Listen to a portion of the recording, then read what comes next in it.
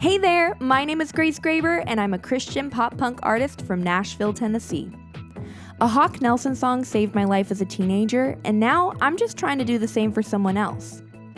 My debut album, The Breakthrough, is out now on all platforms, and this is just another way for me to share my breakthroughs with you. I hope you feel a little less alone. This is Season 3. All right. Hey guys, welcome back to the Grace Graber podcast.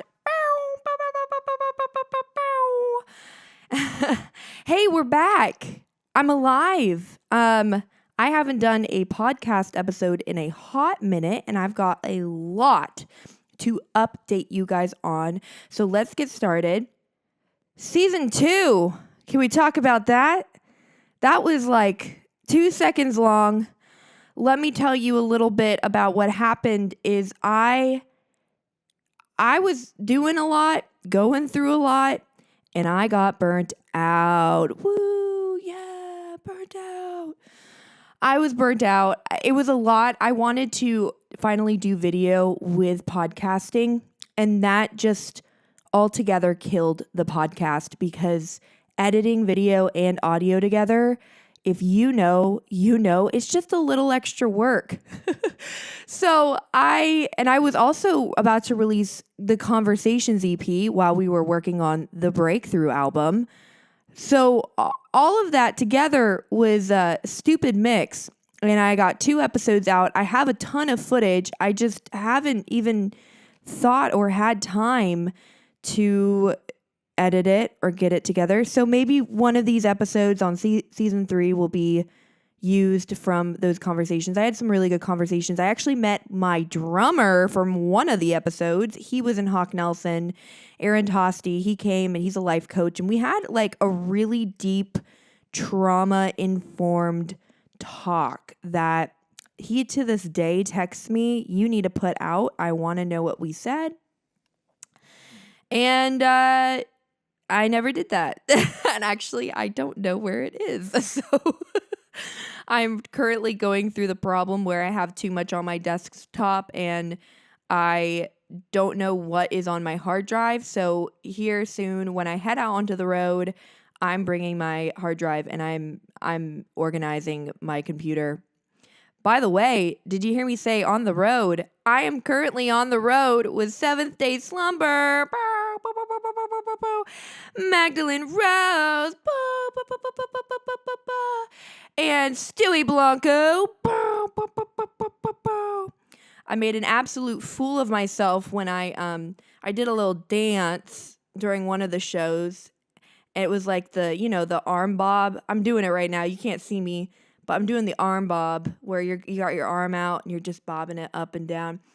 And then mid song, I said, "Hey, I look like Stewie Blanco," because he's a great R&B rap artist and very chill like that. And I thought it was funny, so that's what happened. I'm excited to start this podcast up again because a lot of people have actually asked about it. That's cool. I have people who care. And we all know that I could sit for 20 minutes and just talk straight, which is why podcasting is a great outlet. Again, it was a video that stressed me out. So maybe one of these days I'll rent a studio and have someone do it and we'll get the video on there. But in the meantime, no excuses, right? We're just going to get back into it. We are going to talk about this season of life I'm in. We're going to talk about the season of life I just got out of. Let's get into it. I've said that 3 times, I think now, but let's get into it. Hey, Grace, how are you doing? Well, the last time we talked, Conversations was about to come out. The light was about to drop, and I was really excited about really honing my brand into the mental health realm.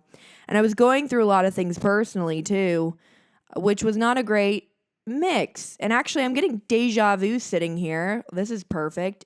Anyone else think like deja vu for me is like God reminding me I'm in the right place at the right time. I'm on the right track. That's what deja vu is for me. I was going through a lot and I really wanted to have conversations around mental health. However, my mental health was not good. And I'm still working on it. I was working on it all the way through working on the Breakthrough album. And essentially, right around the time Breakthrough happened, I had a ton of life changes happen all at once that made me realize, oh my gosh, I need to work on myself. And I got into therapy.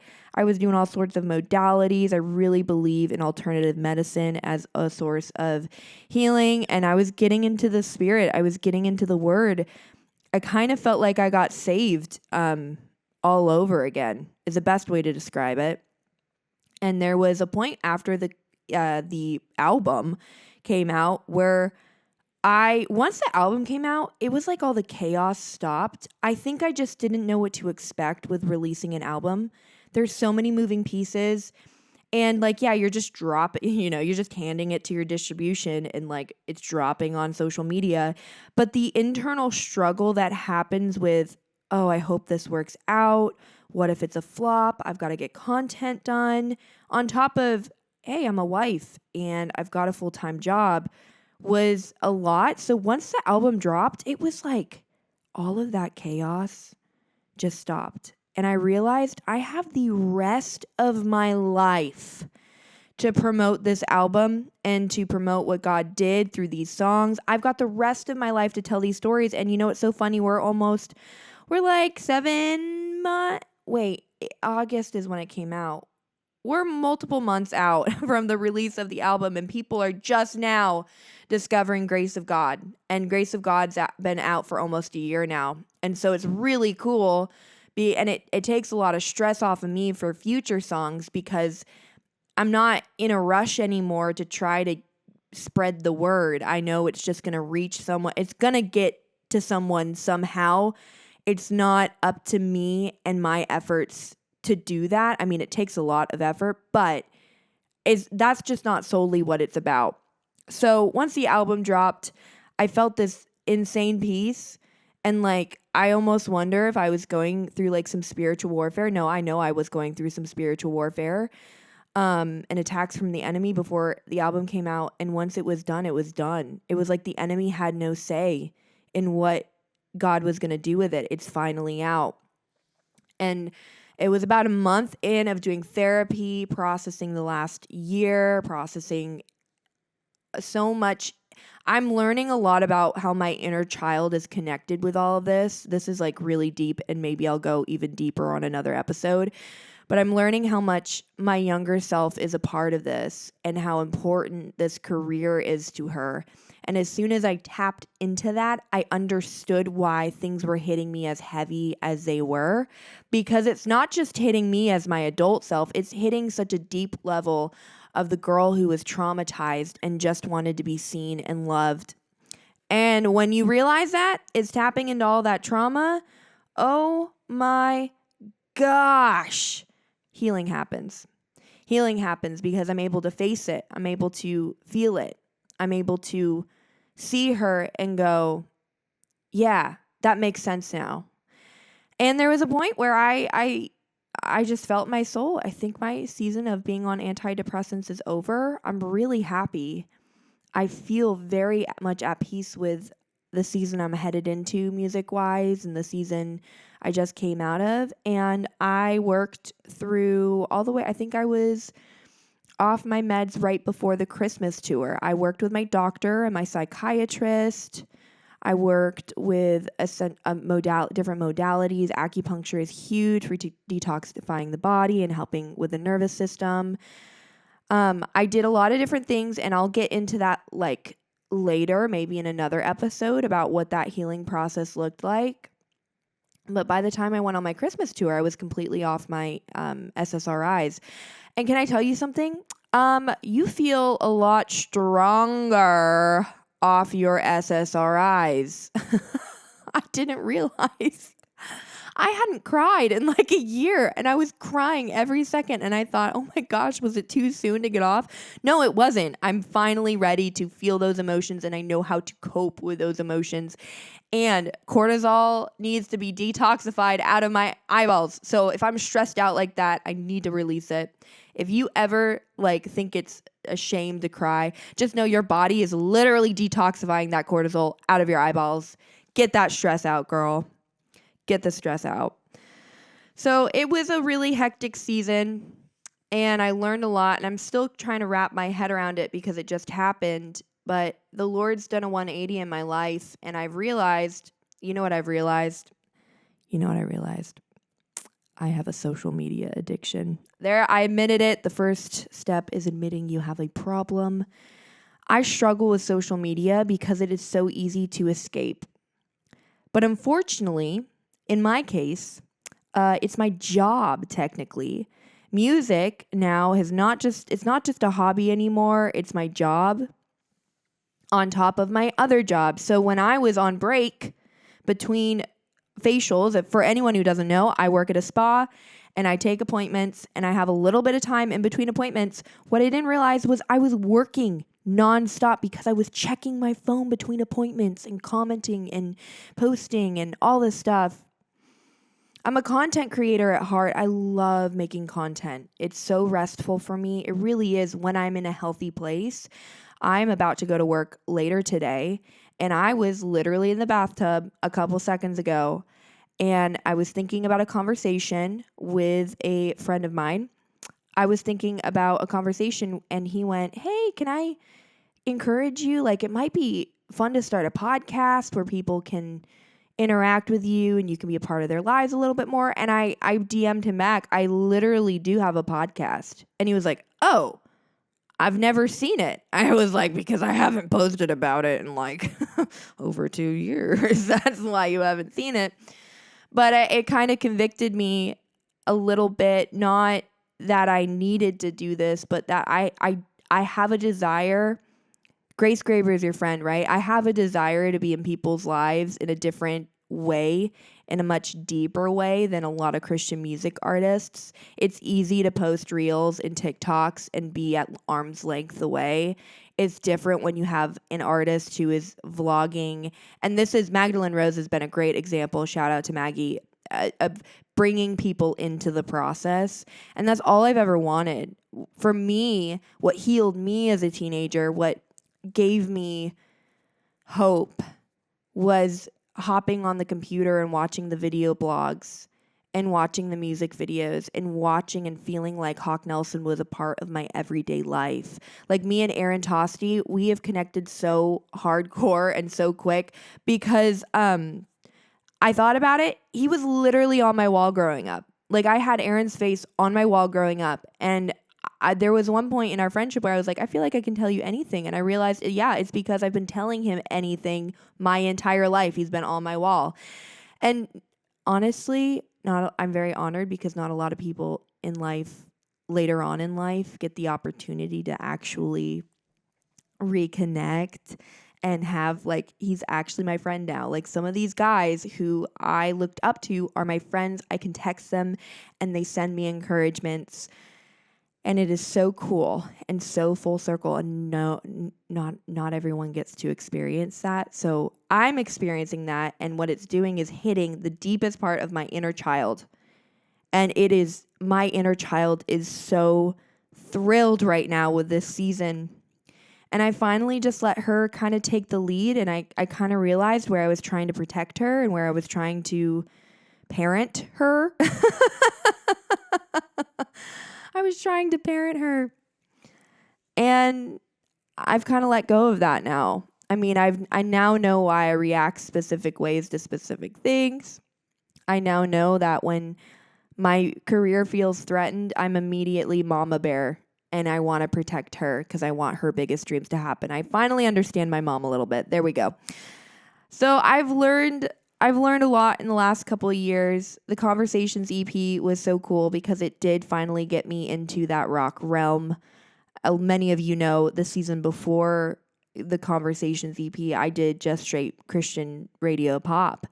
And when I got into town, I wanted to pursue the Christian music industry, and I wanted to pursue what that career looked like. And I wanted to do something different, but I didn't think I'd be accepted for it. I really didn't. And it wasn't until I met Blake Cross and he produced Conversations that I realized I would find people who accept me. And we're a couple years out and we've done a full-length album. And I can say my team has grown. My team has grown. Now my guitar player, he's doing some production for this next album, but he produced If You're Like Me, Ross Black, love that man. But the team has grown and more people have come in and gone, we see this vision and we believe in that vision. And there's nothing cooler than other people believing in your dream with you. And that's where I want to get to you, listener. I don't know what that noise was. I know you guys are listening. I know there's a lot of girls who listen to me, watch my content, all of that. And they have a big dream. I feel like I connect with my fans on like such a deep level because I'm a fan first. I made an Instagram story about this and I want to talk about it. I am a number one fan first.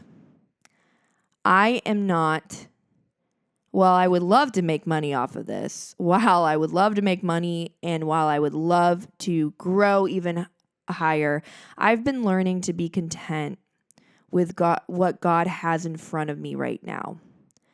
I have been learning to be content with what God has in front of me right now. I have people I interact with on a daily basis that I do not know. But I know the music and the content is a part of their daily lives, and they know me. And that is how I felt as a number one fan. Being a number one fan first, I know how you feel when I post that you're not alone. I know how you feel when something new drops. It is such a cool feeling, isn't it? To be a number one fan. And I feel like I connect with you guys on a much deeper level because I was that fan first.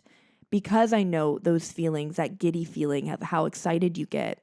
And because I know how music can save someone's life. A song literally just popped into my head. People always ask me, like, how did that happen?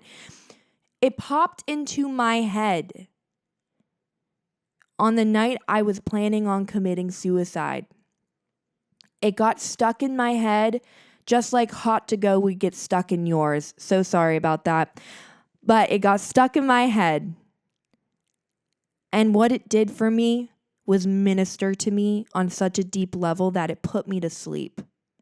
And I am still alive today because that happened. I'm still alive. I'm still breathing. There's a reason I'm still here. Hey, I love you. Who's ever is listening. I genuinely love you because you take the time and you listen to me. And for that, I'm listening to you, and we are doing this podcast again. Woo, woo, woo, woo, woo, woo, woo, woo. This podcast is coming again. And whether I have people on it, whether I do oh my gosh, I just choked. Whether I do video or not, whether I choke or not, this is what it's about. We're gonna hold each other accountable. I'm gonna hold myself accountable, and I want this is gonna be an outlet where we can just sit and like have coffee, and learn about what God has done in each other's lives. I get stories all the time. I can't tell you. Out of all the songs that I get to sing, the one that feels surreal to sing is Grace of God. I cannot believe that is my own song, and I cannot believe that God put the people who wrote it with me and produced it with me. I can't believe the Lord did all that. It's God's song, but I get to sing it, and I'm so honored. And seeing you guys tattoo it to your bodies, seeing you guys cover it, seeing you guys hype me up in my comment section. Oh gosh, back to the social media addiction. I literally So I'm on tour with Seventh Day Slumber. I love those guys. They're so hardcore that it makes me feel like a cupcake. And I got back from that tour, the first run. We're about to go on the second one. It is February 20th, a Thursday. I'm about to go to work. And I came back and didn't realize how insane my social media addiction was, because I was literally on my phone every single time that I was not doing anything for the tour. And I got home and I learned that the algorithm changed, because all my videos, I watch them. I watch the numbers, and I know I had 1 year where my social media blew up, and now my brain is so fashioned to that dopamine hit. It's stupid. So now I look for that dopamine every day. And my numbers were going down, and I was feeling like crap about myself. My views were going down to like 500 views. That is for the following that I have, that is uncalled for. And my friend texted me, Jordan, my roommate, texted me. Shout out, Jordan, I love you. My roommate texted me and said, hey, just so you know, the algorithm changed. And I was like, what? Yeah, the guy who runs Instagram made a post about it. So the algorithm has changed, and my social media addiction, I need to cut it off. So I've been really intentional. Let me tell you a lifestyle change that I've made, because I've just been rambling for I don't know how long now. But thank you for listening. This is actually probably good for me to make this podcast so I can ramble and get it all out and not send my friends 5 voice texts that are 4 minutes each. I've been using my off time. Well, one, I open the Bible app before any other app in the morning. I just do my daily refresh. I'm on 7 days in a row. I finally got 2 of that days in a row because I would skip some days. And now I'm going to covet that refresh daily streak. Also, you can add friends on YouVersion. We should do that. Who wants to do that? Okay. I've been doing that. I've been bringing my Bible to work and on my lunch break, sitting in the Word. And then I've been trying to get in the Word at night. So it's like 3 times a day, I've just been intentional. Like, I'm going to open my Bible in any capacity. I just need to open my Bible. And that has been helping. Well. That's been helping. Turning to the Word instead of an app. I have performance-based self-esteem, as my therapist says. And so, how amazing is it that I have the opportunity to get in the Word and know that it's not based on my works that God is fulfilling his promises. It's not based on what I do, how much I put on social media, how much I do podcasting. How amazing is it to know that we have a God who is perfect? His plan is perfect. And I don't have to work for it to be even more perfect. I don't have to work for it. So I've been trying to be still and know that he is Lord and I'm not. And it's been helping a lot, and I'm really excited. I'm actually, now that I'm talking to you guys about it in this platform, it's hard to like post a reel 30 seconds. How do I tell you in 30 seconds that the Lord is changing my life? How do I tell you? I can't. I need a podcast to do that. So that's what God has been doing in me, and I hope it inspires you. I run to social media. I do. It's terrible. And I look at what other people are doing, and comparison is the theft of joy. And so getting off of an app where I'm comparing myself all the time has helped me regain my joy. It really has. So regain your joy today and get off social media. I'm never going to get off social media. I also know too, I want to create a platform that people can go to and see the truth and see how God sees them and see how God can heal their mental health disorders. I'm a walking testimony, honestly. And now that I'm off my SSRIs and I know it's possible to feel joy off SSRIs, it has changed my perspective on loving on people at shows and concerts. And there's no shame being on an SSRI, but oh my gosh, I get it. I get it. I'm a fan, and I have mental health history. I'm one of you. And that is why I stole the slogan from Hawk Nelson themselves, and I put my name on it and said, Grace Graber is your friend, because I'm a friend. I'm a friend you can turn to point you back to Jesus when you need it. And I'm so grateful for how the Lord has been changing my life. And I believe that is going to be the end of Season 3, Episode 1 of the Grace Graber Podcast. Thank you so much for listening to Season 3 of the Grace Graber Podcast. I love you guys. You guys are my friends. Make sure you are, again, subscribing, following, liking, commenting, all the things. Your support means so much to me. And remember, you're not alone.